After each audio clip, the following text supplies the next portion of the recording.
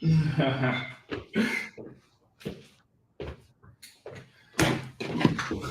already struggled streaming.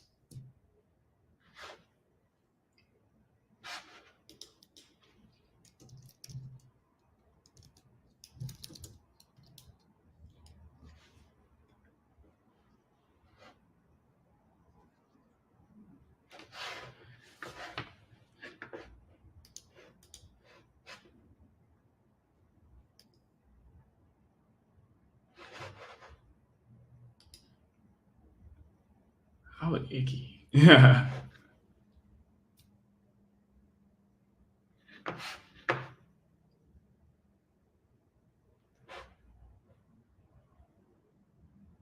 I had 5 people watching.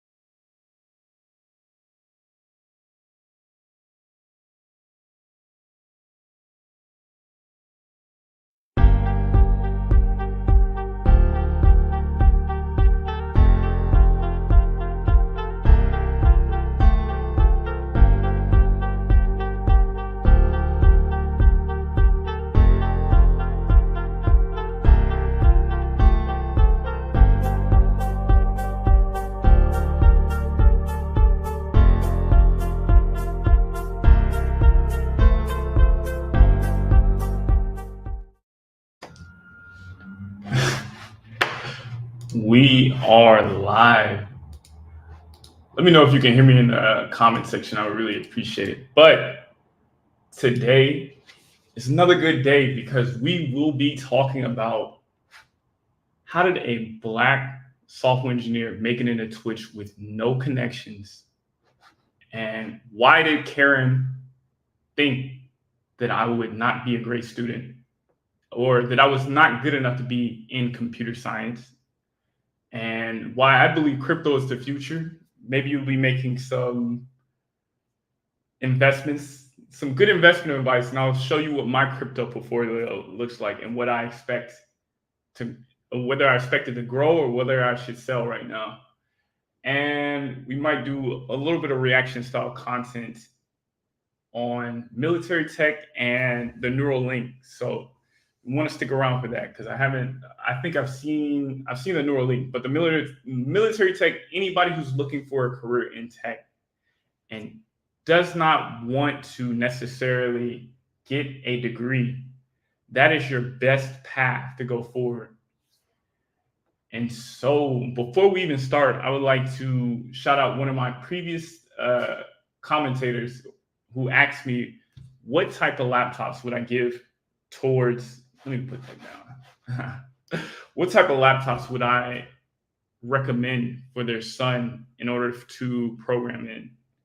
And to be honest with you, in today's age, we don't necessarily need any laptop. Like every laptop is good enough.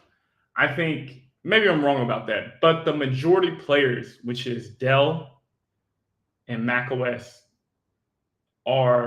you cannot go wrong. I don't know why did the balloon happen? Oh, okay. Sorry for the lag. Yeah, you cannot go wrong with a Dell or a Mac. And just so you know what I'm using a Mac 16-inch, 1 terabyte. It'll cost you about $3,000. If that's what you're going for, Mac OS devices are the best that you can get as far as programming. Everything is just already set up for you, and it's very close to Linux. If you're using a Windows operating system, you can dual boot for using a Linux. That's what I used to do in the past. All you do is you download the the operating system of Linux on your USB drive, it's free online. And you put it in your computer. I'll probably put a link in the description below with different tutorials you can look at. But a Windows computer would be fine. If I had to give you one by name, I would say it would be the Dell XPS 13 or 15-inch. XPS, I'm going to look it up right now. And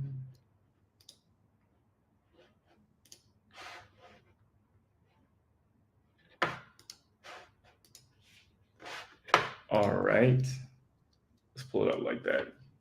Actually, yeah, I think that's a little bit bigger. So Dell XPS is $600. It's probably the best you can get if you're on a budget. I think you can go a little bit cheaper with this. I've also programmed on the Chromebooks, Google Chromebooks, which is decent. It's not the best programming experience, but if you want to like give your son the starter laptop for his career, I would say the Dell XPS. Memory, like because there exists AWS and different cloud software, you probably don't need a whole lot of memory. But I would deck that out. Probably, I would say 512 is a good mark for that. And keyboards, I think an underrated setup is having 2 monitors. It makes my productivity so much better. And I will be giving you a tour of my office eventually. But yeah, let's see how much the Google Chromebook is. So if you wanted to go even cheaper, as far as what you are willing to spend on a coding laptop, I think the Chromebook, HP Chromebook, Yeah, the Chromebook is a little bit. So Chromebooks are basically computers that were meant to use the cloud. And so if you wanted to, just be the way that they're set up is that they don't have a lot of processing power in the computer, but they have, let's say, Google Drive set up so that you can store information in the cloud. And then on top of that, you can use something like Google Cloud Platform or AWS in order to run your different coding workflows. And yeah, and one more thing I want to show is the computer that I'm programming on right now. You can never go wrong with macOS for programming because it's built in Linux, so that the experience of writing code is very similar to the. If you don't know what Linux is, it's basically a operating system built by programmers for programmers, and it's not as beautiful as a Windows. It doesn't have game development. macOS doesn't have game development or good game development in it, if you want to play games on it. But it is a great computer for coding. And yep, let's see, MacBook 16-inch. Yeah, this is the one I have, M3. And what's funny to me, I have the same computer for work, but sometimes still my computer crashes when I'm running different Java code. So perhaps, um, but the fan does not come on like with my previous MacBook. So highly recommend. Wait, yeah, it's the 16-inch. That's the one I'm looking at. So yeah, as far as coding laptops, as long as you're using like the big three, which is macOS, Windows, Linux, you'll be good. If you want to have the best coding experience that you can have, the easiest setup and the most overall value, I would say go for macOS. If you are a game, if you want to like make, oh yeah, macOS for is also great if you want to do Apple iPhone apps or devices. The Apple ecosystem, which is the watches, all that. If you want to program on that, you need a Mac. If you want to be able to play video games, but at the same time, you want to be able to write code, I would say go for a Windows computer. Use your gaming laptop. It'll be fine. You can use Windows Live Server, which will let you use the Linux terminal inside of your operating system. And if you want to if you want to be a hacker and you want to be like, you want to put something on your resume that you are a really elite coder. Not an elite coder. You are really like bare bones coder. I would say dual boot the Linux experience and then use that as your main operating system. Especially if you're into like C++ and operating system programming. Linux is just the best experience that you can hope for in that. And so um, that's all I have for the coding laptops. Let me know. I'll always be listening in the comments if you have any other questions. I'll be definitely willing to ask. And so I want to do a reaction style video for military tech, which is an emerging side of computer science that focuses specifically on what you need to do to get a job for the military. And it has a lot more benefits than the route to becoming an engineer or a technician for the military is a lot easier than getting into a FANG software degree or getting into a FANG company, the Facebooks, the Apples, the Amazons, the Googles. You have to go through a lot of school, usually. Not to say I have met people while working at Twitch who never got a degree and they were able to get in. But those are outliers, and that can be quite challenging to set up. So yeah, let's get into military tech real quick. I'm listening to that. I also noticed that like I had an ad blocker for YouTube, and it was going real strong. And then Google said, "Hey, if you keep using this ad blocker, we're gonna like we're gonna terminate. We're gonna block you from using the YouTube player." Quite sad, man, but it's all good. Let me see. Let's get back into it.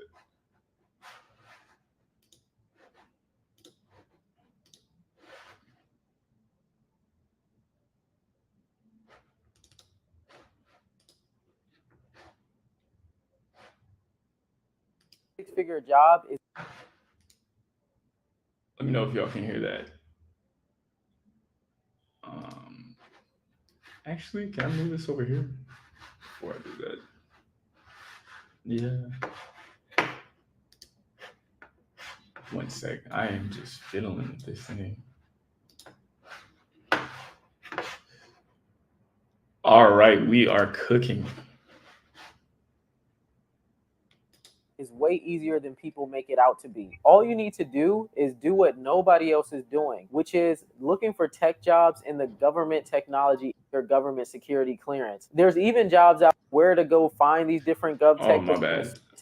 Getting a six-figure job is way easier than people make it out to be. All you need to do is do what nobody else is doing, which is looking for tech jobs in the government technology industry. This industry is booming right now. Hiring is up 36%, and the best part of it all, nobody's talking about it. All you need is the right guidance, and in this video, I'll be going in depth on how you can break into the GovTech industry in 90 days without a degree and without breaking a sweat. The best thing about the GovTech industry is that it is highly reliant on certifications. So if you have the right certifications, it automatically makes you qualified to apply for different GovTech roles. So you don't need to spend 4 years going back to school to get a degree to become qualified to start applying to jobs in the GovTech industry. If you can answer a phone and I'm gonna stop right there for a second. So, if we're talking about my career, certifications mean a little bit, but they don't really mean a lot when it comes to applying for Facebook, Google, Apple, Amazon. I think generally in our career, we do coding challenges, like lead code in order to get jobs. And the system of doing lead code is very broken, in my opinion. Sometimes you can go into an interview and you might have already seen all the different questions on lead code. So somebody could get in just because they were lucky and reviewed all the right questions at the right time. And then on top of that, I would say like definitely knowing people inside of the company really does help you surpass or overcome some of the the bull some of the bull that comes in like people just rejecting you just because they just don't know whether this is going to be a good option for them. It's very hard. Right now in my job, I am dealing with having to clean up after somebody's code. And I realize when a bad candidate gets through into the code base, it really makes it a bad experience for everybody. And so I understand why these companies have a high bar for coding. And to be honest, like the military tech route is definitely something for those people who see computer science as more of a hobby rather than a passion, or don't want to dedicate their entire life to it. I don't know if you're a basketball player. I don't know if you have a child. If that's the case, I would say go to military tech route. If you can dedicate all your life and you want to maximize the bag, then go the FANG route. But if you want to maximize what you can do in your career and your growth and development, I would say go to a startup. So let's get back into it. Actually, yeah, I'll keep it like that. and you know how to use a computer and you can sit down and study to pass an exam, you can get into the GovTech industry. Some basic tech skills that you need to get into government technology is basic IT troubleshooting. So if you understand how to use a computer, you can get into government technology. You also need to understand how to troubleshoot. So if somebody is having issues with something, you need to know how to fix them. But as long as you can read and follow directions, you are able to easily get into this industry and do the right things to be able to get these jobs. So you don't need to go into the super highly technical tech jobs to get into government technology. You can start at entry-level tech roles where they're paying somewhere between $55,000 to $65,000 a year, and they sponsor your government clearance. So when you get your government security clearance, this is what's going to set you up for success in the government technology industry. Now let's focus a little bit on the skills that are needed to get into the GovTech industry. First, you need to know how to use a computer, like I said before. So if you know how to use a computer, you learn the basic hardware and software skills and terminologies, you can get into the industry. And this shouldn't take you longer than 2 weeks to learn the basics of computers. Also, you need to understand the basics of Windows. So you need to understand how to create user accounts, how to use the Windows system, and then also how to just navigate through different systems and applications using Windows. If you can, learn a little bit about Linux as well, because Linux will help you get those higher paying jobs. But if you can't learn Linux in a short amount of time, just focus on learning mostly Windows and also virtualization like virtual machines such as VMware, because a lot of GovTech companies use VMware. So if you learn the basics of computers, you learn the basics of Windows, and you learn the basics of VMware, you can learn all of these things within 30 to 45 days, and that will help you get into GovTech. You also need to focus on getting certification. So the best certification for you to get in the GovTech industry is the CompTIA Security Plus certification. Now, when it comes to getting this certification, it just depends on how. All right, let's get back. Do you like having a PO box but are tired of wasting time and money driving to the post office? Where to go? Let's get back. I keep clicking on my high key as far as on this side. All right, let's see if I can get you back. But the point I want to make, you see that Windows and Linux are big in the career field. I think a lot of pen testers, hackers, operating system programmers use Linux. And yeah, basically, anytime we deploy software, we generally we deploy it on a Linux operating system, unless there's a reason like it's a Mac OS app, then those things have to build in the Mac OS platform. But other than that, we generally work on Linux is very good as far as like trying to get a job, but it's not a very fun programming environment. And so yeah, definitely cert heavy. Sounds like, I don't know if you guys are really good at are computer literate. I wasn't very computer literate when I started my programming journey, to be honest. It's something that I picked up along the way. As far as any tips I would have for that, I would say that I don't know, just put in the reps, do the hours of being on a computer. You'll probably be good enough to get started. And so let me see if I can get us back to I keep clicking that. Let's see if I can get us back to the 3-minute mark and then put this up.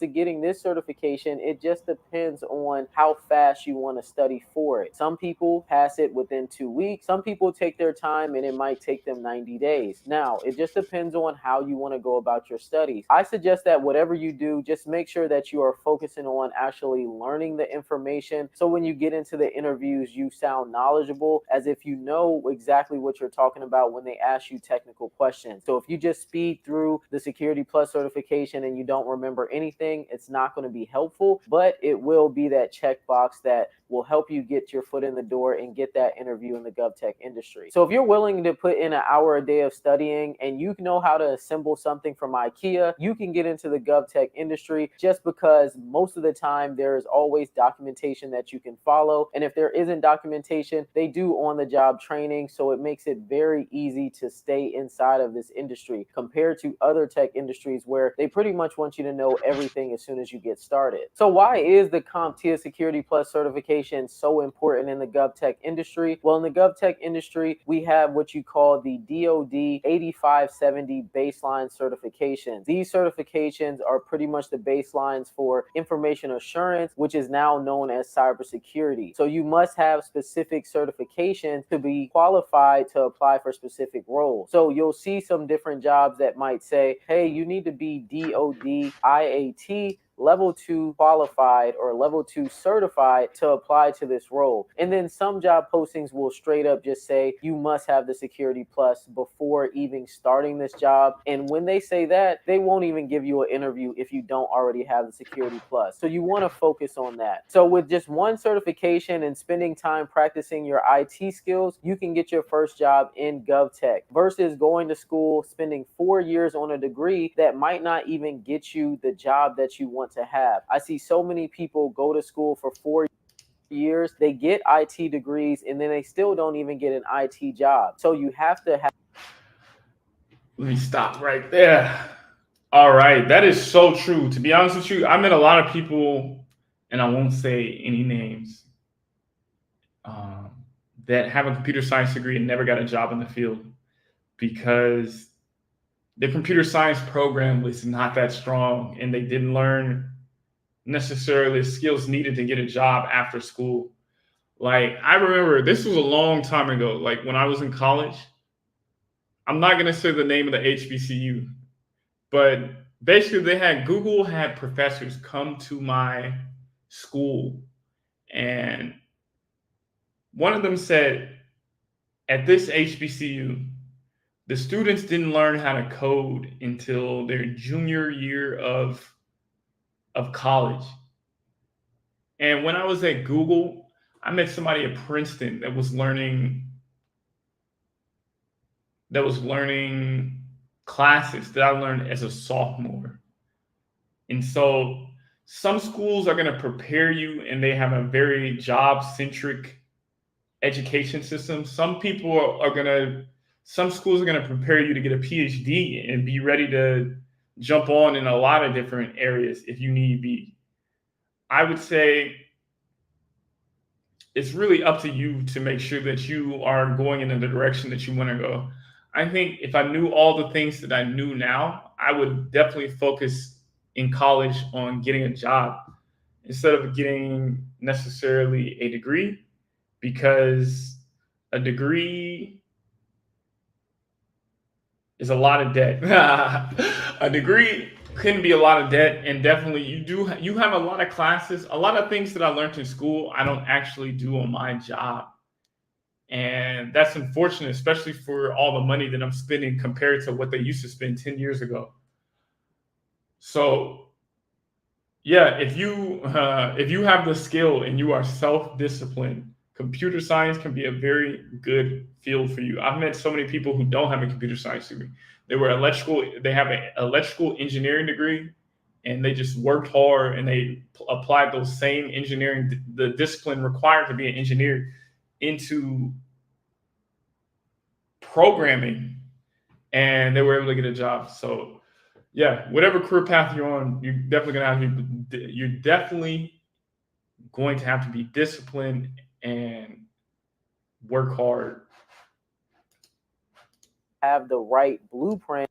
Let's get back to the full screen to actually get to where you want to be at in the GovTech industry. Knowing where to find GovTech jobs is probably the biggest mystery to people. So when you're looking for GovTech jobs, there are a couple of different places that you can go look at. If you want to work for the federal government jobs are listed on usajobs.gov. If you want to work for a government contractor, you can go look directly on the government contractor websites or clearancejobs.com. Now, the difference between federal government and government contractors is basically the amount of pay, and some people say the amount of job stability. But when it comes to the amount of pay, federal government pays less than being a government contractor, and that's just because government contractors get large amounts of money from the government. So every single year, the government is spending about $3.5 trillion on government technology, and you definitely want to be able to get a piece of that pie. So by working for government contractor companies, they're getting some of this money every single year, which flows down to you. So that's why you get paid much more versus the federal government, where you get paid off of a general schedule pay scale, which is also known as the GS scale. And you can look up all of these salaries within the federal government on the OPM's website. So if you go to opm.gov, you can find these different salaries and you can see all of the federal government salaries there. But no matter which side you choose, whether it's federal government or government contractor, you will have a lot of job stability, mainly because you have great experience that nobody else has. So it's not many people that work in the government technology industry. So once you have that experience, that gives you a leg up. You also will have your government security clearance, which you can't just find somebody off of the street that has these clearances. So that also makes you more in demand and more valuable. So once you obtain your certifications and your government security clearance, you cannot be stopped, and you'll always have a job in the GovTech industry. Any job that you can think of is in the GovTech industry. So whether you want to be a software engineer, cybersecurity engineer, network engineer, cloud engineer, you want to be somebody who works in the field and you get your hands dirty, there's all kind of technician jobs. There's also data analyst jobs and quality assurance. Literally any tech job you can think of, you can find in the GovTech industry. So that is something that is super, super important and different about the GovTech industry compared to other tech industry where it's mostly only software engineering jobs. There are thousands of GovTech jobs that are posted, and there are so many more that go without ever having a single applicant. So if you're willing to go out and apply to these different jobs and apply to at least 10 jobs a day, you are 100% going to land your first GovTech job. So if you don't think that you can do Let me come back over here. So applying to 10 jobs a day is definitely a great advice. I'm about to talk to you guys about my journey in getting a job with Twitch, and I had to apply. I had so many interviews. It was not a smooth journey. I failed a lot of interviews in my life, like maybe even over 100. And so this is a common story for most people. I remember I saw somebody online talk about how they had like 20 different internships, and it looks like the balloons are happening. Give it a sec.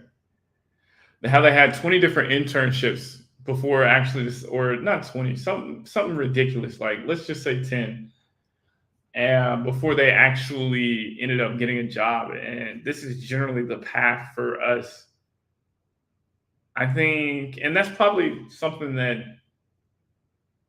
like going to a big PWI school could probably help you better than being at a HBCU, because we don't have as many connections at these companies. However, yeah, still at HBCU it's a little bit smaller and it's a lot easier to get into some of those companies or get into like Google. When you are at a smaller school, it's easier than at a big school. At a big school, when you have over 100 applicants or whatever. So yeah, definitely apply. It's just it's a part of the journey. If you like, if I had to send out my resume right now, I bet I'd probably spend, and I have Fang, Twitch. I have like over 4 years of industry experience, a master's degree from an Ivy League school, and like, what is it? What else? Yeah, my resume is stacked. At the same time, if I wanted to apply to Discord right now, I bet I would get rejected in an hour, to be honest, because I think if you really want to have people knocking at your door, you probably need to be a senior. You need to be a senior software engineer. You need to be an expert at Rust, or you need to be a really strong and have ML experience. If you have like those three, then like You can go wherever you want. If you don't, then if you're at my level, which is like been at the things, like you can go to a lot of places, even though the job market right now kind of sucks. Like I would struggle right now in this current job market. But when it picks up, I'll be doing fine. Yeah. But yeah, let's get back into the video. It. Trust me, go right now, go look on clearancejobs.com and go look for yourself and see how many GovTech jobs are available. So now that you know where to go find these different GovTech positions at, let's talk about the hiring process a little bit. When it comes to getting hired in the GovTech industry, it is a very straightforward process. You are going to apply for the job. Once they see that you have the right skills and qualifications, a recruiter will reach out to you just to talk over your resume and to talk over your experience. So that is a very easy phone screening interview. Next, you'll have an interview with the team that you'll be working with. So you'll get onto that interview. It might be a panel interview or it will just be one person. Throughout that interview, your main focus is to, one, highlight the skills and the value that you bring to the company, and then also show your personality and make sure that you can show that you're a good team player and somebody who is willing to learn something new. When you're first trying to get your foot in the door, that's the main thing you want to focus on, is being available to learn new things and being that person who's willing to try something new on the job and being that person who they can actually rely on when it comes to things outside of the scope. And some people might say, hey, I don't really want to do things outside of my job description, but that's what's going to allow you to make the most money and get promotions faster than other people. So the people who aren't willing to put in more work and do more things on the job, they're the people who are sitting around not getting any raises or promotions over the years. So when you go into the interview telling them, hey, I'm willing and open to learn new things. If you know me, you know classes have always been a big part of my life. They are automatically My bad. going to want to choose you as the person that they go with for the job that's open. So as long as you get the right tech certifications, you go into the interview showing your technical skills and the value that you bring to them, and also showing your personality, you will be a shoo-in to get your first GovTech job. Make sure that when you're applying to these different jobs in GovTech that you have your resume and everything all ready to go. Also make sure that you are open and willing to going through the background check for the government security clearance. To go through the government security clearance process, you need to be open to talking about your job experience, where you've lived at, where you've worked at, and just going through an overall background check. So if you're open to do that, you will be able to get into the GovTech industry. The government knows that everybody isn't willing to go through this government security background check, so they pay you a premium for having your government security clearance. There's even jobs out there that give up to a $50,000 per year bonus just for having a government security clearance. So it's very... Jeez. Let me see. Yeah, let's finish up. But I want to push back, but we'll finish up lucrative first. to get your government security clearance and to keep that clearance. I've seen people with no tech experience whatsoever get into the GovTech industry and completely change their life. So as long as you're willing to put in the work and study, you are able to get into this industry and work these different GovTech jobs. And once you have your foot in the door, it is smooth sailing from there. The process may seem easy, but it might take a while given the fact that there's not much information out there on how to break into the GovTech industry, which is why I created a step-by-step guide that makes it crisp. All right, I think we'll end the video there. Get it back to me. So, what are my main takeaways from this? Let me see. What are my main takeaways from this government tech video? I would say it's an easier path than being a traditional software engineer. And any job, if you are in IT in any way, you can transfer over into government tech with the right certifications. Will I personally be in government tech? I would say what interested me about working for the FANG companies is that we traditionally don't have to wear a suit and tie. And I've seen people walk in with like afros and dreads and just be authentically Black.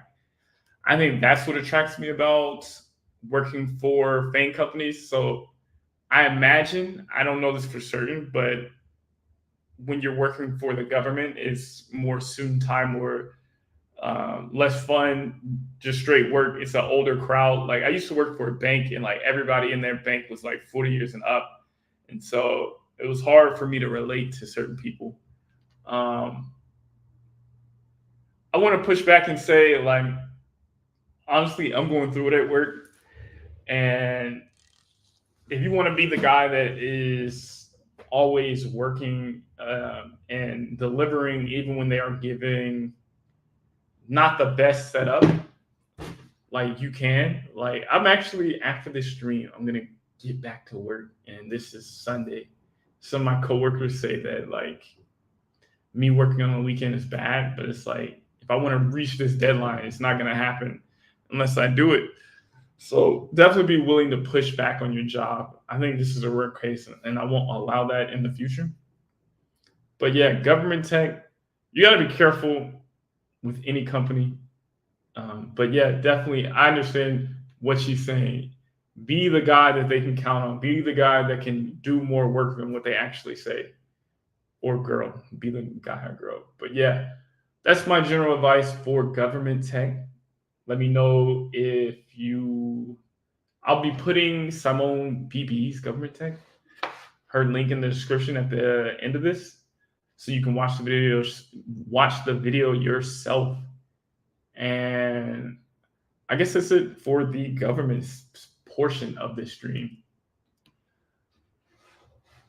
Seems like we got some new people in here. If you want to ask me a question real quick as I am looking at shuffling through my notes, I would greatly appreciate it.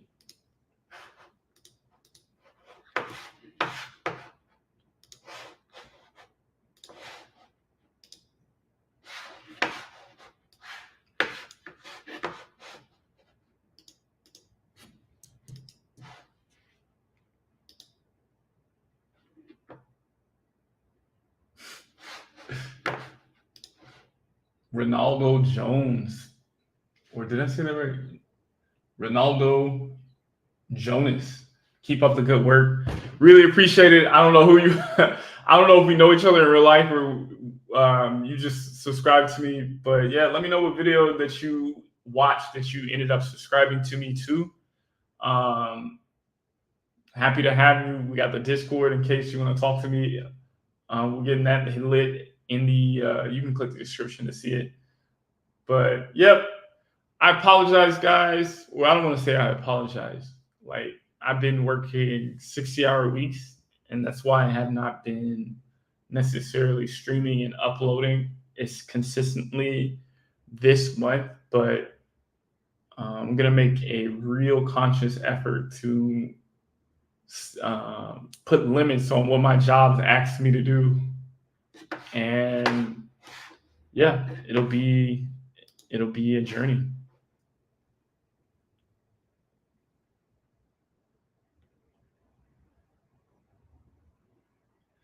Let's see.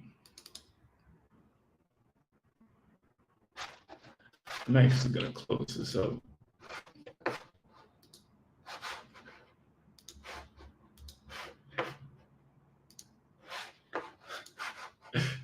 Trying to close all these tabs.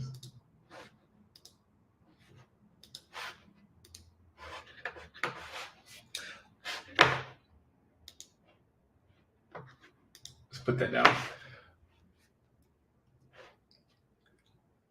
How did I get started in computer science?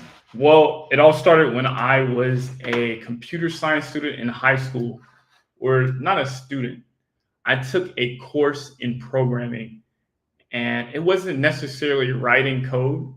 It was learning about different programming concepts through a 3D game.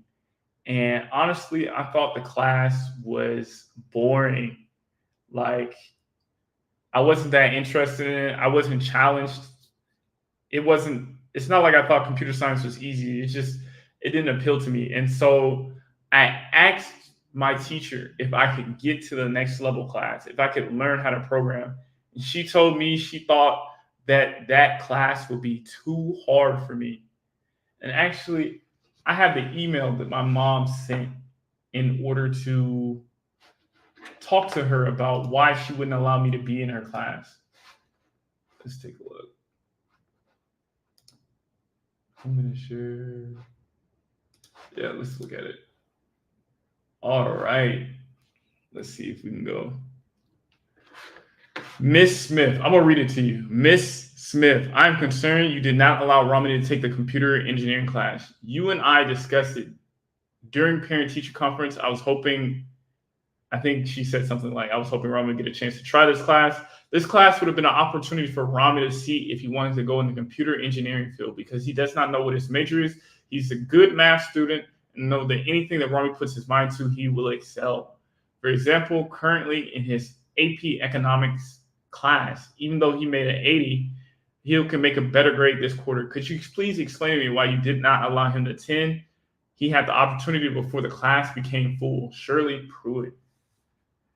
And so, guys, like, I can't even tell you how much I've had to fight in order to get into these classes. Like, I wanted to be in honors math, and I was an A student, but my teachers would say, hey, since you didn't get a 99 on every single test, you're not good enough to be at the next level. And today, those classes would have helped me get into machine learning and become the best, make the biggest bag as far as being a software engineer. I think it's quite sad and to me that when a student asks to have more work put on him, to study harder, to do better, to be challenged more, that sometimes teachers can discourage them or say, like, to me, you're not good enough. And that's been the story of my entire life. I ended up getting the chance to take her class, but I decided against it. I did not want to go to a class where somebody didn't feel like I deserved. I wanted to go where somebody felt like I belonged, which kind of ended up great because when I went to Fisk University at HBCU, I was originally taking art, but my math teacher, I was a math major, right? My math teacher said, hey, we have a teacher coming from Google and you have to take his class. Art is not something that you need to necessarily graduate in your degree. So take the computer science class. I take the computer science class and I met a Black software engineer from Google who went to Morehouse. And what I remember about that class is that this guy was unapologetically Black, unapologetically nerdy. He was unapologetically himself. And I envy that as somebody who was a nerd, but felt ashamed of his nerdy quirks and, I don't know, anime. I thought this was something that too high, but this dude was so loud with his nerdiness. Like, he did not care if you knew, if you didn't like him. And just seeing somebody Black, like, honestly, I thought in order to be a software engineer, I thought you had to be a genius. And so being able to see somebody that looked like me, that had an afro like me, do computer science, be a nerd, work hard, this made me believe that computer science was possible. Even though I feel like in my entire computer science journey, I've had imposter syndrome and I've had to get over that. If you look in the description or look in my channel, I have a video where I talk about why I failed my Google internship and how I had a chance to apply with Google, but I waited a week after the due date to actually try to apply because I just didn't feel like I was good enough and I was procrastinating. And so this is my goal for this channel. I want you to see what a Black software engineer is like, how we show up, how we are authentically Black, how we are the pride. I don't want to say pride because that sounds kind of negative. how we, let's just say pride for the lack of a better word, how we are proud of ourselves and our achievements, and we know with beyond a shadow of a doubt that we belong. And so let me see if I have anything else to say on that. Yeah. If you get nothing else from this video, if you get nothing else from this channel, I just want you to know, if you're Black, if you're white, you're Asian, you're Japanese, and somebody tells you that they don't feel like you're good enough, nobody knows your destiny. There's so many times in life where the greats had to overcome other people saying that they were not good enough. You look at great fighters, Muhammad Ali, they said he was too skinny. Mike Tyson, they said he was too short. Like, people who work hard always, or are more disciplined, always beat people who are more talented. And so if you're like a LeBron and you're talented, or women, if you're like one of these guys and you're talented and you work hard, then of course they end up going a lot further. But at the same time, I can tell you that the journey that I have been on in order to become a software engineer has been so worth it. And so I hope that you go for your dreams, no matter what it is and what that looks like. Gonna end it here. My guy Ronaldo says, I'm in my 30s and I recently got my computer science degree. That's good. I met people at Twitch who went to community college and got their degree kind of later in life. And so if you want to go to a FANG company, you want to maximize the bag, it's always there. Definitely look back in the video as I was talking about military tech. It's a great thing to get started in. Yeah, the job market is kind of crappy right now, but it goes in cycles. So if you don't have a job right now and you're struggling to get into the industry, just let me know if you have any questions. I think I've been telling people if they come to the Discord and they pay for a monthly description, I will be reviewing your resume.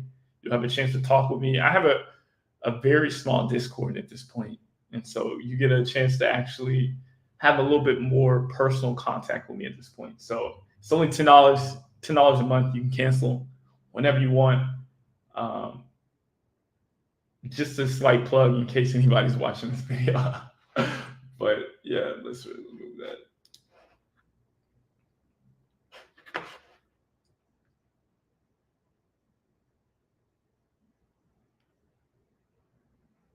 Let's see.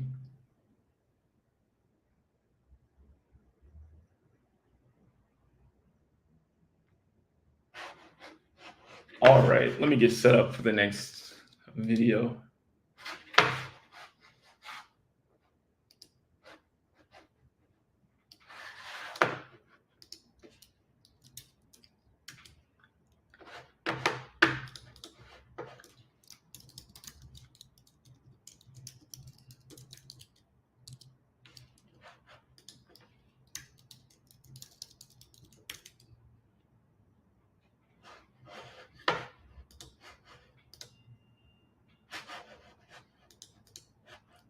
Real quick.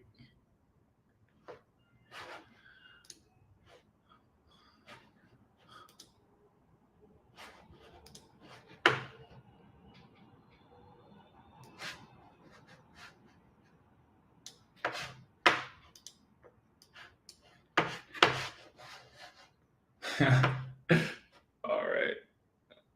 I'm gonna share my screen.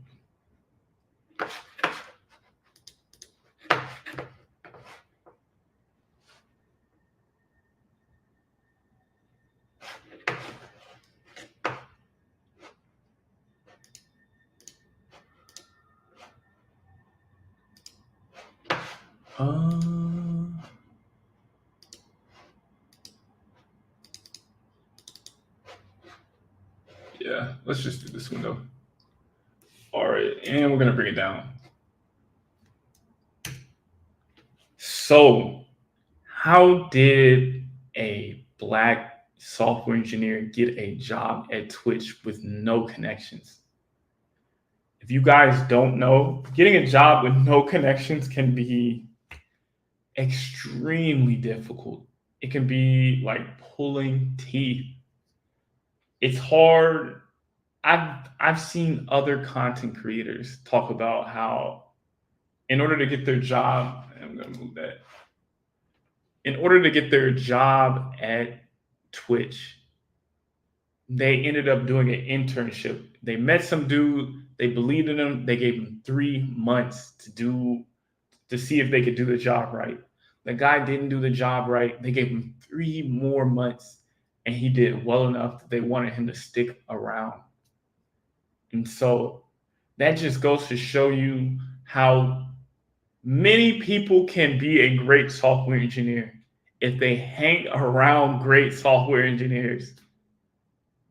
The industry is extremely elitist, where if you don't come from fame, if you don't come from MIT, the big schools, it is very hard to break into these jobs. And they do that on purpose because being a software engineer, a good software engineer can bring you millions of dollars to your code base. And you might give him, let's say, 100 grand of that. A bad software engineer can lose you negative $1 million. So there's reasons why people do not want you to work for them. So what was my interviewing process to get into Twitch? I was interviewing, let's say it was right after COVID. I was working for a bank and I was looking for jobs. I was applying. I was getting jobs at I was getting interviews in places like Coinbase, like Stripe, like Robinhood, like all the big name companies, and I was failing them. Like GitHub, all of them. I was having those interviews. I would always get to like the last round, and then they would say, I don't know if this guy is good enough. And the process, if you don't know what it's like to program or do interviews for a programming job, generally the best way I can explain it to you is it's like taking a math test where you either get a 0 or 100. And if you get 100, you get what is it? You get like hundreds of grand. So like you have all the pressure in the world. Sometimes like they used to, before COVID, right? And we were wearing masks this time, they would fly you out and they would see you code in person and they would make a decision from that.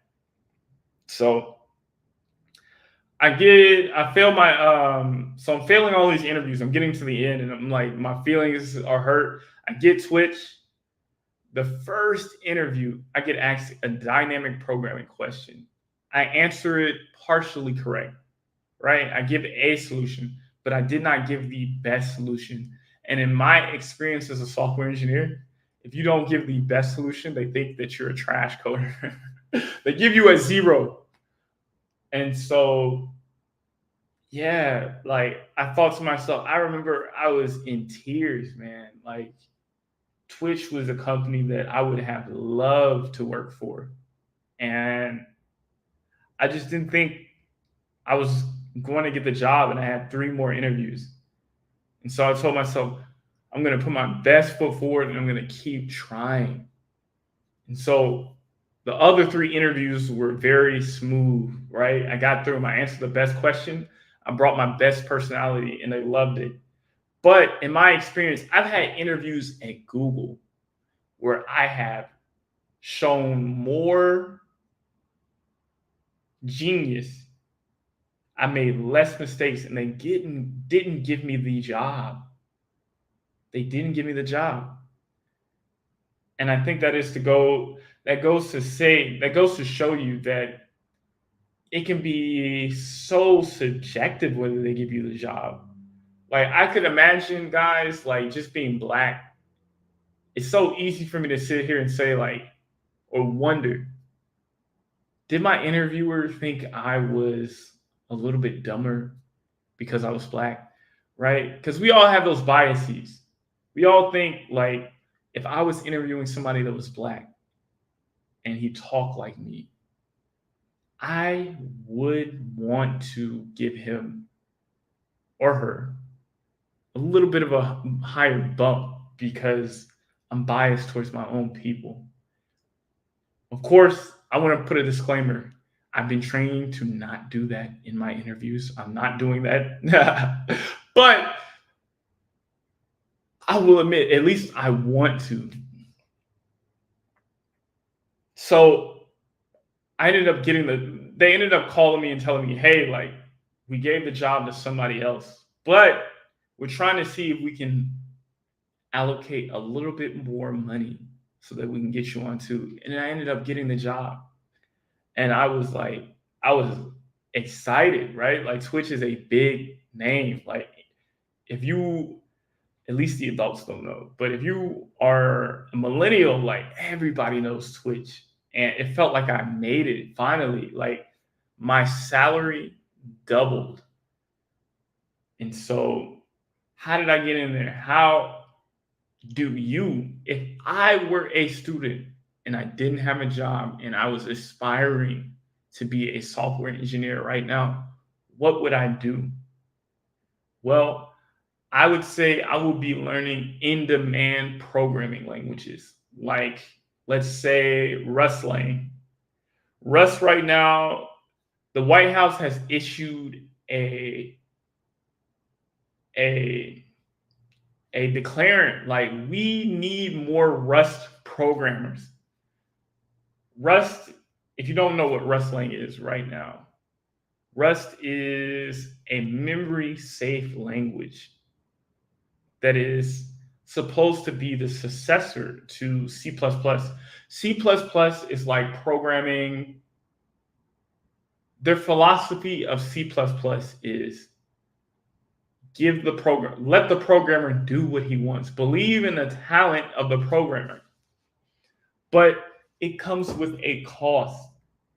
The programmer can write bugs in the code that is hard for them to see and could open up the system for attackers. They're called memory leaks. And these bugs are exploited in Windows, in various different systems.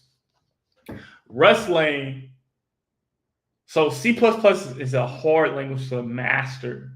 It's a hard language to master, and it requires you to really, really slow down and write the code in a very maintainable way.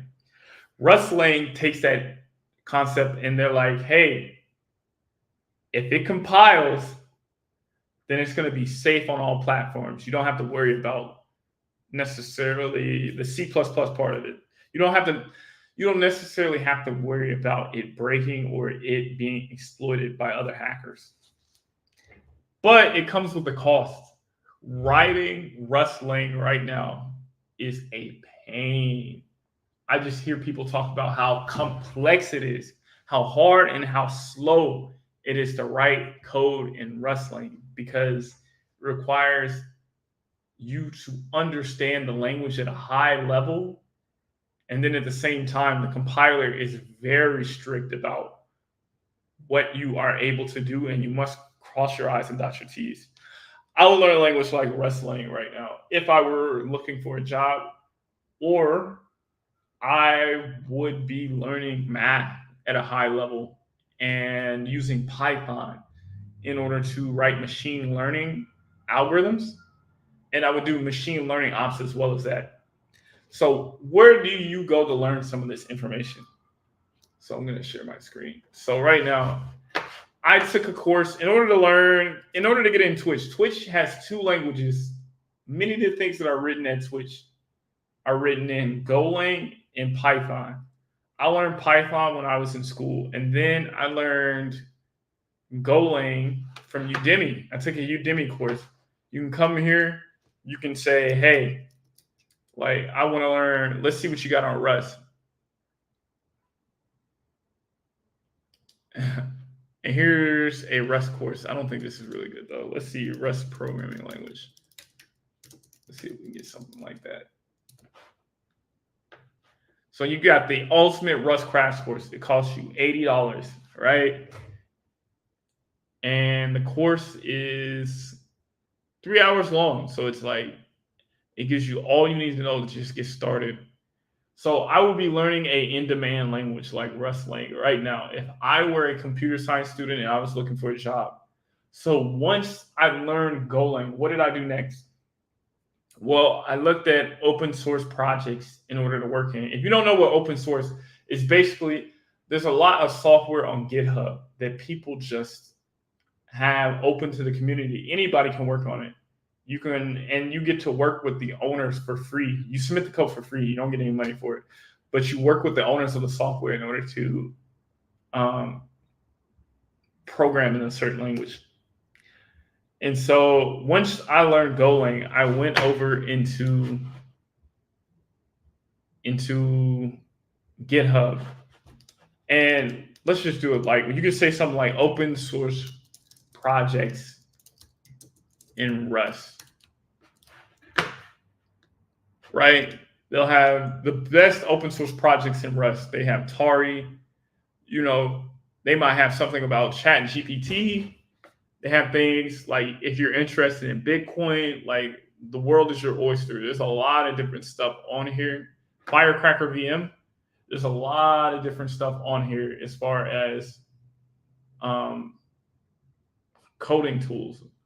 Once you pick one, like let's say we were going to, which one of these do I want to? I think Tokyo sounds probably like the most. Firecracker VM, right? We get to Firecracker.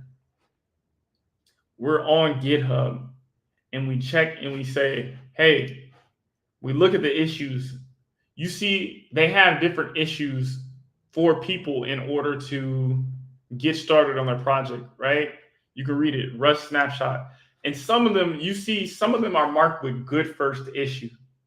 You want to aim for things like these because sometimes these open source projects can get stupid complicated. And so even for good first issue, it might take you 2 weeks if you've never programmed. If you're learning how to program and you need guidance, go for good first issue. So once you have the good first issue, they might have a community and you can ask questions about how to necessarily solve some of these issues. Once you do that, you answer it, and then you put this on your resume and apply it everywhere. And you say, hey, I have Rust experience. Here's my coding sample. And that's what I did in order to get a job at Twitch. If you look at my pull requests, you can see here, I was working with an open source project named Wagtail. And so basically I went through the process of code reviews, coding. I was able to submit this link. This link was shown to my manager and they were like, wow, like this dude knows what he's doing. He's been through the process. He's seen it all. He's writing HTML, JS. He's coding in Golang. Like this guy has a high level of proof that he can work here. And so if I were a student right now, and also use the AI tools, like I do actually use AI in my job, I would be learning different AI tools and working on doing open source. If you have a lot of free time, this is going to be for the guys who have a lot of free time. If you don't have a lot of free time, I would aim to be in military tech and go the route of the certifications. The certifications are going to bring you overseas, and then you're going to have a lot of free time too. But if I was in the job market today and I was trying to break in, I would learn Rust. I would learn machine learning, ML ops, which is deploying the models. And if you could like write the models, that would be great too. I would be doing open source, and then I would submit this around to a lot of different companies. Do I feel like there is hope in the industry right now? I don't know. Like people, I I'm gonna be honest and say people think that in the next 5 years that the AI is gonna become just as smart as humans, and it's gonna be a revolution. I can't say.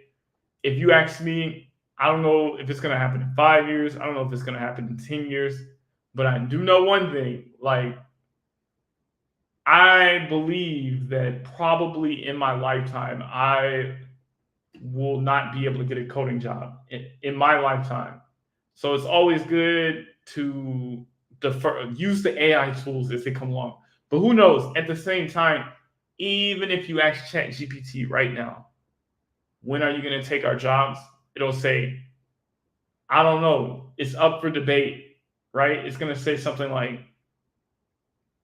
there's debate whether general intelligence is even possible. So I would be programming. I would be learning about these AI tools. And if I were a student today, who knows? I might even use these tools to even try to see if I can start my own business. But I will say focus your energy on one thing, whether it's getting a job. And getting a job at a FANG company might not be it at this current moment. But if you know Rust, you can get a job at a lot of different startups. But that concludes my spiel on how to get a job today if I were a student.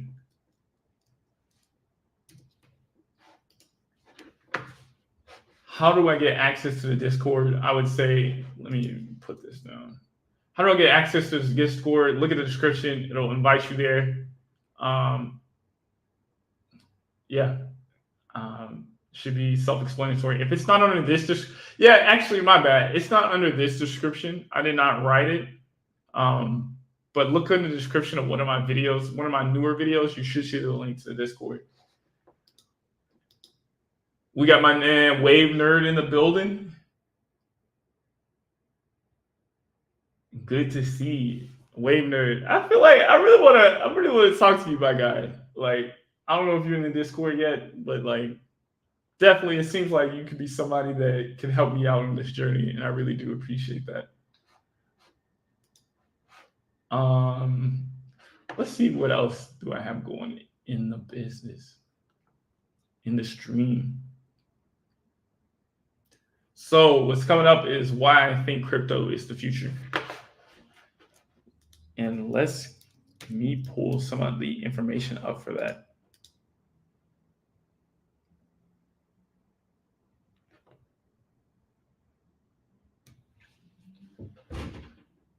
So I'm actually going to stop that and move it over here. Why do I think crypto is the future? Disclaimer, before we even start the video, this is not financial advice. I am not your financial advisor. Whatever you buy is up to you to research and know. Like, crypto and the stock market can be like gambling if you don't know what you're doing. You can lose a lot of money. So it's important to do some of that research on your own. So let's get back into it. Back into a rewind. Why is crypto the future? Well, in order to print money, it is a very costly exercise. Printing money, each year, counterfeiters get a lot better at copying the dollar. And every year they come out with a new version of the $100 bill, the new $20 bill, so that it can be a lot harder to counterfeit. And what is it? So the government has an incentive in order to use crypto. They're done printing money. In the future, even in order to use the US dollar, they're going to need to be able to, they're building crypto type systems where money, all the money, like let's say for Bitcoin, all the different Bitcoin that will ever be in existence has already been decided. It is not possible for the government to come along and be able to say, hey, or the crypto owners, right? It's not possible for the crypto owners to be able to come in and be like, hey, we need to pay our debts. We're going to print some more Bitcoin and we're going to devalue what's already there. And that's what governments do. Whenever a government is in trouble, basically by printing more money, they basically rob all the different citizens, right? You're paying taxes already, and then they get to get a get out of jail free card for them in case they need to pay off their debts. And that's one of the beauties of something like Bitcoin.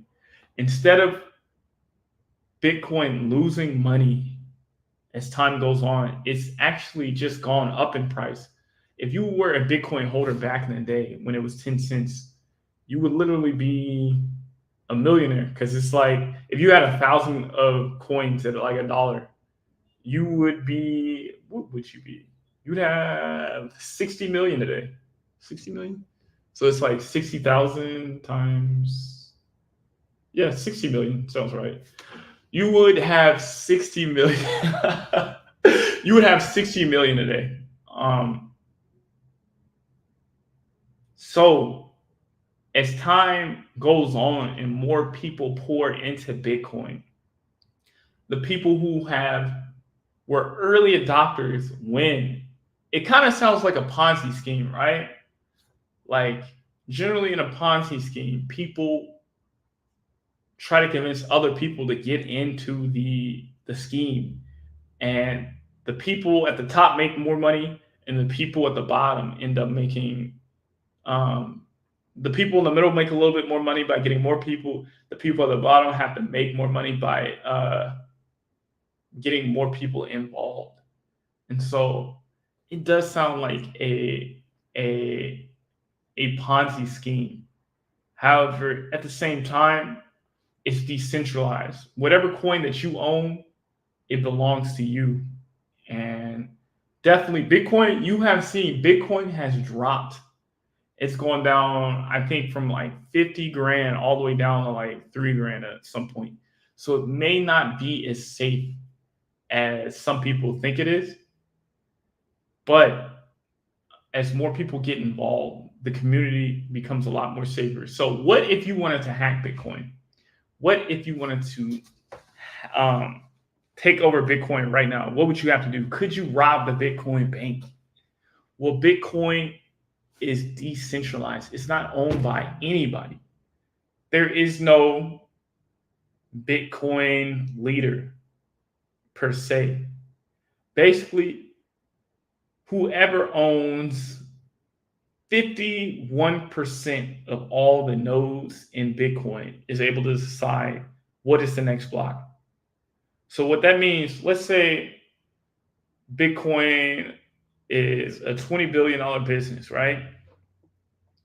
If you wanted to hack Bitcoin right now, you would need $20 billion and $1. And let's just say, 20 billion plus one to try to take over the network. So you have safety in numbers. And let's say a government decided right now, like in China, we're going to ban all Bitcoin usage in our country. Well, Bitcoin is being stored on computers all over the world. So it cannot be taken from anybody completely.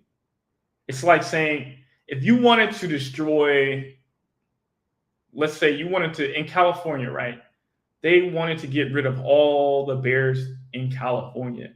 That is possible. That is possible when you have a centralized entity, right? If somebody said, hey, I wanted to take over Yahoo. It's easy.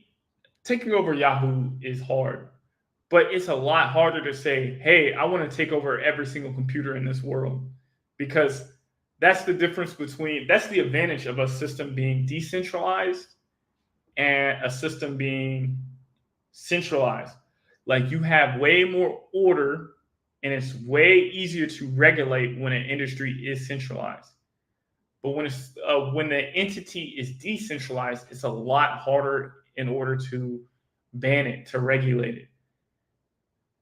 At the same time, people say that this is what the internet used to be like, right? Back in the day, the internet was supposed to be this decentralized place where people came in order to browse the internet or store whatever, do their business, right?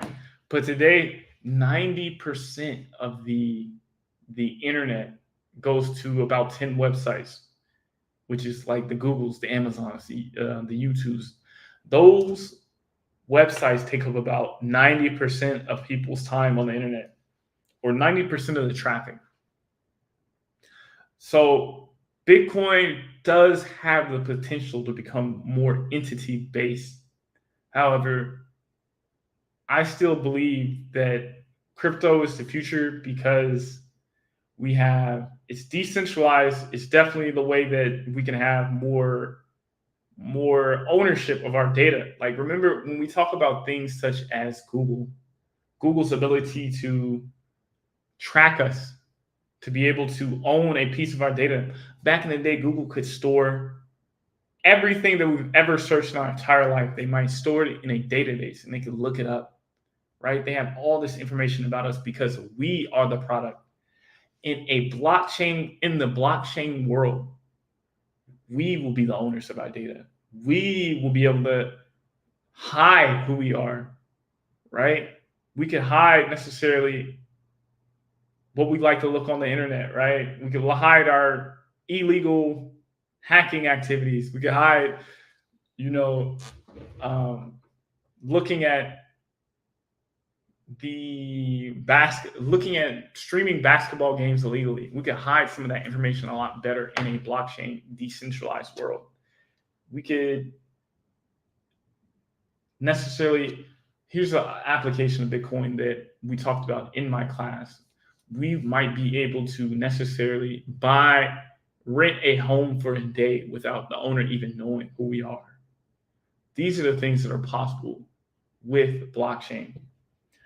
And these things, although today they sound far-fetched, but in the future, in a world where the government is able to seize and take control and follow us and take our information, like you've seen the government ask Google to hand over information about a certain crime in order for them to investigate. Well, in a decentralized world, the government will not have that ability if we own our own data. And so these are the many different reasons why I feel like Bitcoin is the future, or cryptocurrencies are the future, whether Bitcoin or whatever coin that you're into is the one that we use to send information around. Then I don't know. I don't know what coin is going to break into the mainstream. None of these coins are very mainstream at this moment. I think Bitcoin is a household name, but it's not something unless you are a Bitcoin enthusiast, this is the only way that you're going to see somebody try to spend money on Bitcoin. And so spend money using Bitcoin is a real pain in the butt. Like storing information and money and stuff, it's a real pain. And I think that's something that the blockchain is going to need to overcome in order to cross over into the mainstream. So let's look into my crypto account. Let's see, I'm just looking at the comments for a second. Let's take a look at my crypto account.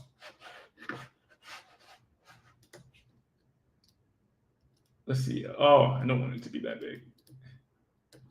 There we go. So you can see I have $47,000 in my different crypto assets. And the majority of that, you'll see it is in Ethereum. I'm bigger into Ethereum than I am into Bitcoin. I actually don't think I own any Bitcoin, just because I have a lot more money to make in Ethereum than I do in Bitcoin. So why am I bullish on Ethereum and maybe bearish on Bitcoin? I would say Ethereum, you can see Ethereum right now. If you wanted to buy one Ethereum, let's take a look. Ethereum right now is $4,000, around $4,000. We'll round it up, $4,000, right? Ethereum has a lot longer to go in order to get to the highest. Like if you want to buy one Bitcoin right now, it'd be 60 grand. So Bitcoin doubled in price right now. You would make 120,000, right?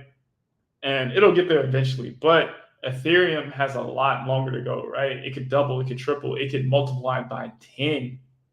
So Ethereum could be necessarily the bigger coin other than Bitcoin. I don't think Ethereum is probably never going to be as much as it's never going to surpass Bitcoin in price, because Ethereum can be, there's a lot more, there's an unlimited amount of Ethereum, right? They can make new Ethereum. And then on top of that, the thing about Ethereum is that anytime a smart contract is, anytime a transaction is processed, Ethereum burns a little bit of that so that it can never be used again. And so that's the way they kind of keep some of the currency from diluting in value, is that every transaction on the blockchain is burned a little bit. So before I forgot to mention that. What is a blockchain? If you don't know what that is, I would simply say that a blockchain is like a ledger. Like anytime somebody wants to necessarily buy something or store something, they write in a book like Rami just bought $20 or just used $20 worth of Ethereum for X, Y, and Z. They record that information. And once it is written to the block, it is there forever. And so just like I said, how to hack Bitcoin, like all the nodes are racing in order to figure out what is the, who gets to decide the next block. And so you see things like Bitcoin actually has, if Bitcoin was a country, it would be 8th or 9th in the world as far as consuming electricity. Because yeah, in order to decide what the next block is, like computers kind of play this game of like who can guess the right number in order to figure out like who, and whoever guesses the right number gets to decide, gets to do the next block. So it's a race. Basically, if you have more computers doing the race, you're more likely to get that block. And if you have less computers, it's less likely, but it is still possible. And so, and sometimes it's split between multiple. But yeah, that's basically the blockchain. But back into this, right? Ethereum has a lot longer to go when it comes to necessarily raising its value. And unlike Bitcoin, Bitcoin was the first blockchain. Ethereum came a little bit longer after that. But Ethereum's claim to fame is it has smart contracts, which is the ability for programmers such as me to be able to write code and write apps and have a business around the blockchain. And what you see, what do people use the blockchain for at this point? Generally, the main use case for the blockchain is to create cryptocurrency, right? You can see another coin that I own is SHIB, which is kind of like the Dogecoin fanatics, right? It's a cryptocurrency within Doge it's a cryptocurrency in the Ethereum ecosystem, right? Somebody decided to create a business inside of the Ethereum ecosystem like SHIB. And that's one of the main things that you can do with Ethereum that you can't do with Bitcoin. There's nobody that can create a Bitcoin business by using smart contracts. Like if you want a Bitcoin business, you would have to be a miner. You don't have necessarily some of the newer ideas such as like NFTs or something. But I think you can't, don't take me, like, I think you probably can do NFTs and have transactions and like the Bitcoin ecosystem is more, what is it? It wasn't built for these things, but people are still making new ways, still adding features to Bitcoin to this point. So with Ethereum, you see here, we have the ability to create our own business from Ethereum very easily. And then we have the Ethereum ecosystem right now. You just want to through a upgrade in order to make it more scalable and safer for the environment. So Ethereum is a lot better for the environment than Bitcoin because it uses a concept called proof of stake. Proof of stake is basically, instead of having to be able to take control of the ecosystem by having a 51% stake in the ecosystem, in order to hack Ethereum, you would need to put up, in order to get one node of Ethereum right now, it's probably about like, I think it's 10 ETH. So we're going to say it's about 40 grand to get one node. And so let's say the whole entire, is doing that balloon thing again. But hopefully you can still hear me. In order to hack Ethereum, let's say the ecosystem is 40 billion. Somebody would have to put up $41 billion in order to hack Ethereum. And if they lose, if other nodes discover, hey, you're trying to hack this ecosystem, then Ethereum will burn that money. It will slash that node. And so that person, like unlike Bitcoin, right? Bitcoin, if you try to hack Bitcoin and you fail, you get to try again. If you try to hack Ethereum and you fail, like you lose all your money. And so this proposition makes it a lot more safe. Ethereum was built with security in mind first. It was not built like, let's say, Solana for scalability. It was built for making sure that the ecosystem is protected. So what is another use case for Ethereum? I think one of the bigger known ones is NFTs, which is the ability to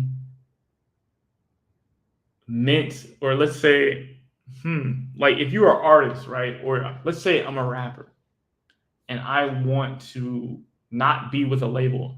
I want to sell my mixtape and I want to sell my mixtape like it's a stock, right?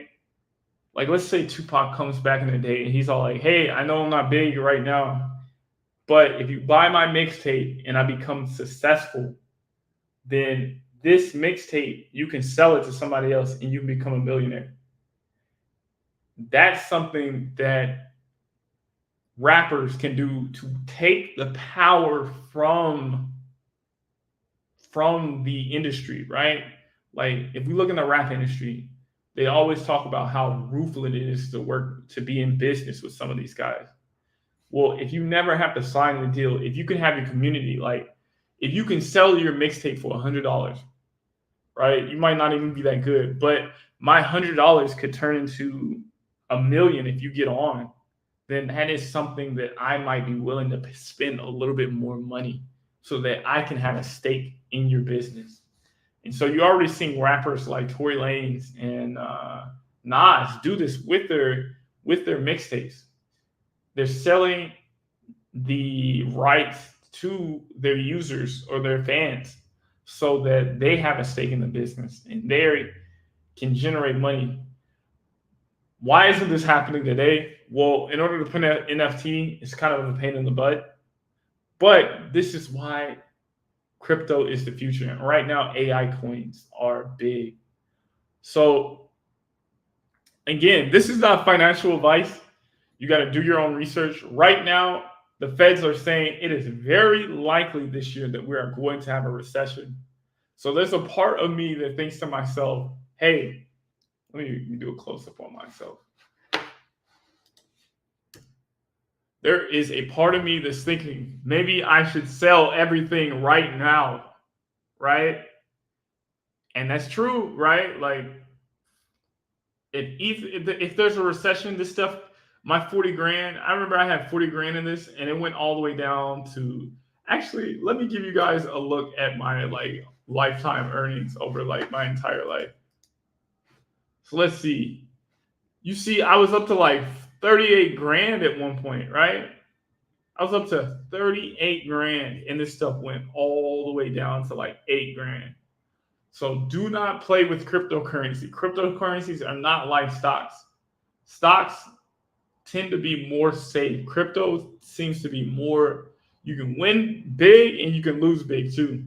And so you see it came back up eventually, and you see like a big boost in the last month.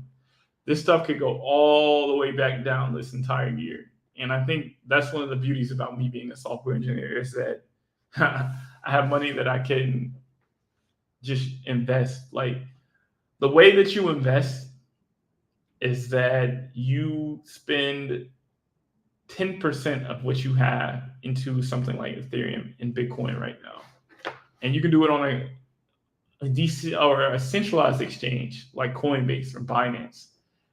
Once I get the Ethereum link, then I will share it in the descriptions. But yeah, I do most of my crypto trading on Coinbase. It's very simple. Help you out with the taxes as well. I can't really say what the experience is like on Binance, but you can't go wrong with any of those big ones. And I think that is it. Oh yeah, one more thing that I want to mention.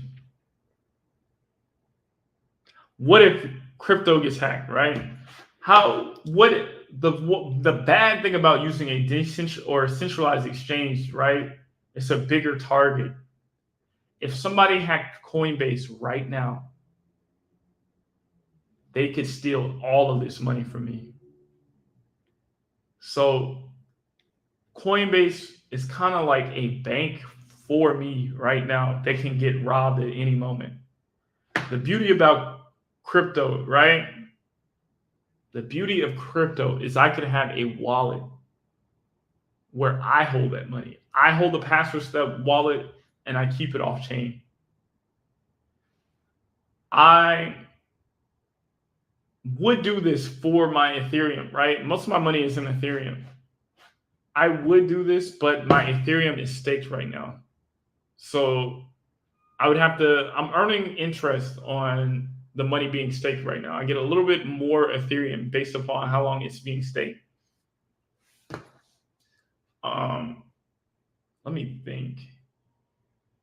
So I cannot hold it in a wallet. But if I had my crypto in a wallet, and Coinbase has their own wallet app, if Coinbase gets robbed, then it does not necessarily mean that I get robbed. At the same time, if Coinbase does get robbed, I have insurance on my money. They will guarantee up to like 50 grand. So you don't have to worry. I think it's a lot more than that. Like Coinbase insurance. Let's see. Let's look it up right now. How much do they insure on crypto theft? Yeah, it's not 50 grand. They do up to 250,000. So if I ever get up to 250,000, then I'll think about maybe taking some of that money off. But generally, your money is safe, unless you're like, yeah, if you got bands, then definitely consider moving that money into a wallet. But if you're like me, Coinbase should be good enough in the worst case scenarios. And that, my friends, is my spiel on cryptocurrencies.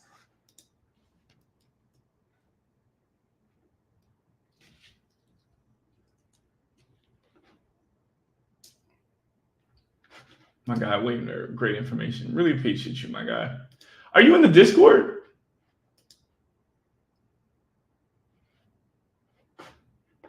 Are you in the Discord, my guy? Let me see. Why crypto is the future. I think I've covered everything that I wanted to talk about. I might do one more. Seems like somebody just joined. I actually did want to look at they have a video on the first person to do a wavelength. I did want to do a reaction video on that. It should be quite short. And then I'll probably get up out of here because it's been almost 2 hours, right? Yeah, it's been Been streaming for a minute. What's your name in the Discord? Is it Wave Nerd? Just DM me on Discord, bro. I might actually be in the Discord after this if you have time. Interesting. Okay. Yeah, we'll do one more reaction video and then we'll get up out of here. Use Midjourney at times. I'm gonna be honest with you, Waver. I use Midjourney just because like you and a lot of people have been telling me to look into it, and I did, and it was pretty cool. Like I enjoyed it, but I don't know if I would necessarily use it for like thumbnails or whatever. But I probably should like look into that. Like, I should do like I'm looking forward to AI Sora. Like, I think I can do a lot of videos of explaining programming concepts a lot better by using AI Sora. I think I'm a very visual learner, and if I could describe some of this information more visually with AI Sora, I think that would be a great way that I could expand the value that I give in these channels. Because I do understand this stuff at a high level, but some of these things I just necessarily can't. I can't necessarily make. Some of these things are kind of hard to explain unless you're interacting with it, because that's generally the way I learn. But other than that,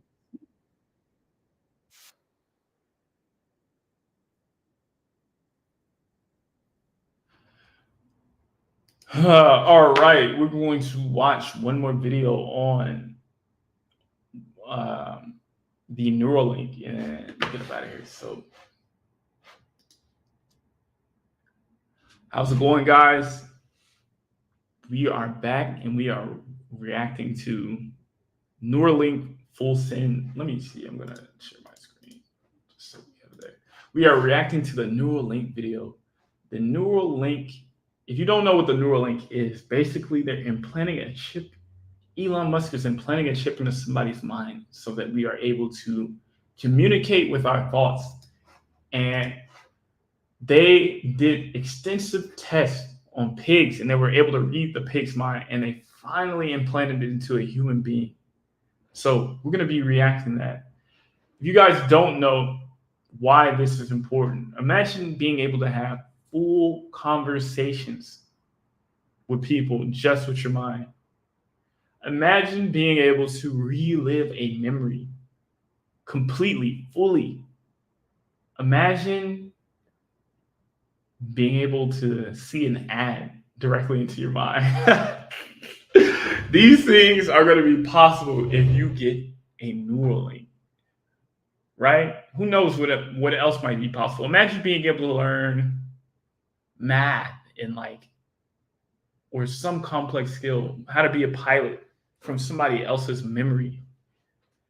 The possibilities are endless. However, is it safe? Would you get it? Those answers will be answered today. Let's take a look at this video. Musk announced Neuralink had implanted their first brain chip into a real-life human. But in the weeks that followed, we heard nothing but crickets.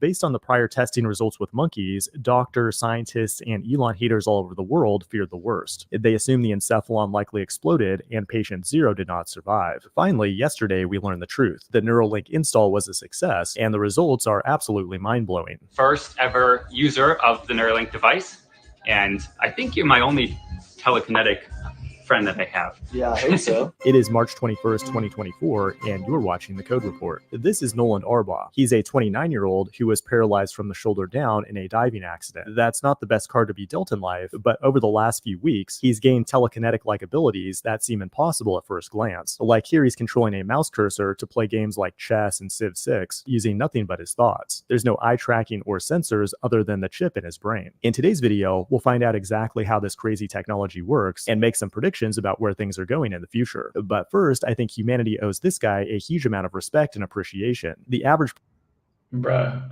could you imagine being able to play chess with your mind? Like, I don't know if you guys are into chess like me, but Hikaru is extremely, like, the masters are extremely fast with their mouse.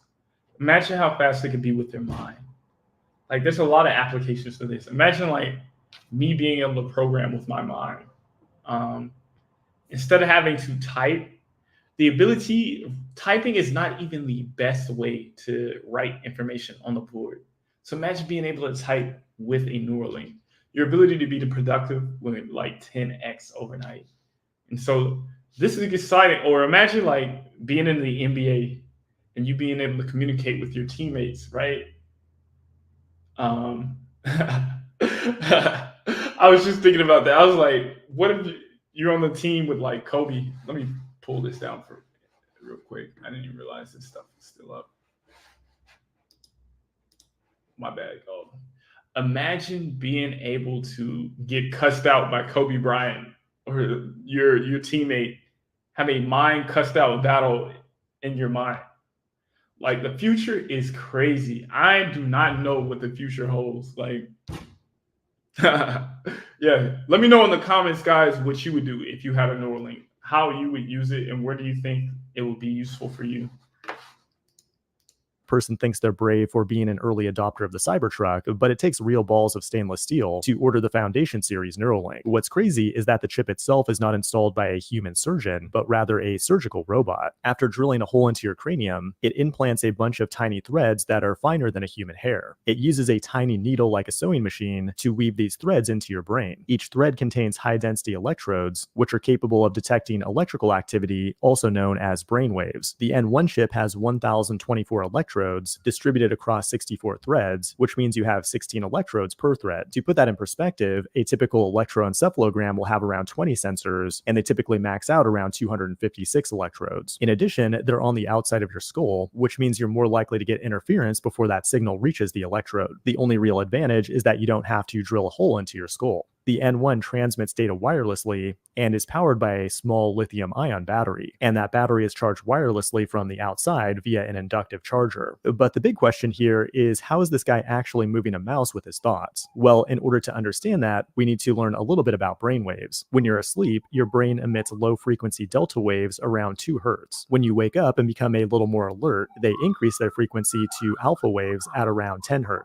And then finally, when you become highly focused, like when solving a coding problem or playing chess, they become gamma waves at around 35 Hz. And that's what we're most interested in measuring, because we can recognize certain wave patterns, just like a sound wave, which can identify a distinct thought in your brain. They didn't provide a ton of detail in the Neuralink video, but he might have a thought, like move my right arm, that creates a specific type of electrical signal in his brain. The chip itself can then pick up on that, which triggers an action to move the mouse to the right. But that doesn't happen magically right after the surgery. There's a brain-computer interface where the end user needs to practice a bunch of movements, because everybody's brain waves are different, and it needs to learn which thoughts correspond to which movements. Now, if you have working arms and legs, you might not be all that excited. Yeah, I would love to see some of this. Like, I guess they're hiding some of that information as far as like how fast it took them to learn this interface. Like, I'm trying to think to myself right now, if I had a Neuralink, how would I tell it to like move up? And like, is this process like coding? Coding is very draining on the mind. Like, is using the Neuralink, is it tough on the mind? Is it hard to like necessarily control? Let's see, I got somebody else in here. I made art from this part of the human experience. Yeah, I don't know about this. Fireship sucks. I like Fireship. But for many, this technology could be life-changing, especially when integrated with futuristic technologies. Like today we have wheelchairs, but in the not-so-distant future, they could be replaced by mech suits that are entirely controlled by the person's brain. I know that sounds crazy, but the field of robotics is also popping off right now. Figure 1 has incredible human-like dexterity, and NVIDIA just announced their own humanoid robots, and it's only a matter of time before there's an Apple Robot Pro. When brain chips and robotics converge in the near future, human disabilities may be far less restricted, and that's a big win for humanity. humanity. Now, brain chips do have their skeptics for obvious reasons, but luckily the data only flows one way. You don't have to worry about getting KFC advertisements injected into your dreams, and they won't be able to turn off important bodily functions if you don't pay your monthly subscription. Also, they can't really identify highly complex thoughts, which means there's no need to worry about being thrown in jail for wrongthink while the NSA monitors your thoughts. And most importantly, there won't be an API for JavaScript developers to build apps on it. Now, finally, the good news is that you can be an early adopter as well. Clinical trials are open for the Neuralink Prime study, where you can get your Founders Edition brain chip. Make sure to sign up with the link on screen. Full disclosure, this video is not sponsored, and I don't get paid if you don't survive the trial. So come with me if you want to not die. This has been the Code Report. Bro. Yeah, that's good. Okay, so I was wrong about the ads part of that. My final thoughts, I would say, would I get a Neuralink? Let me go back. User of That's not it. Would I get a Neuralink? At this moment, no. I have no plans of being a part of the trial. But as it becomes more safe and I might have a need for it, I can see myself getting one in my lifetime. Honestly, guys, I love not being on the internet. Like, I have to limit my time on Instagram and YouTube, especially since I'm starting a business on here. It becomes so draining to be a part of the internet. And so I would say, yeah, I'm glad to see that the Neuralink does not allow people to send information into your head, at least not at this point. But I'm sure they're going to make an upgrade where that's capable as well. It seems like this one is just about being able to transmit your thoughts out. And so, yeah, the future is odd. The future is odd. My guy, Wave Nerd, said he would use it in order to understand and speak in any language.